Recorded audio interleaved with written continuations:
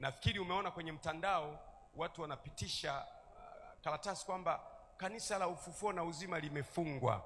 Hakuna wa kufunga kanisa la Mungu duniani. Si kweli, ni uongo, ni wahuni.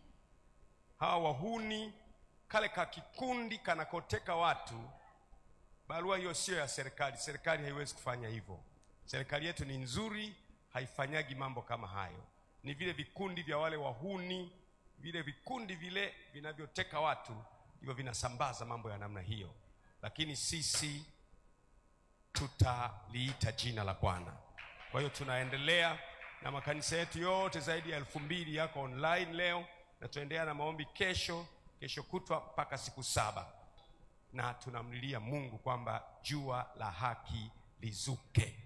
Sawa sawa, amani tawale Tanzania, ushindi utawale Tanzania. Tunaombea watu wote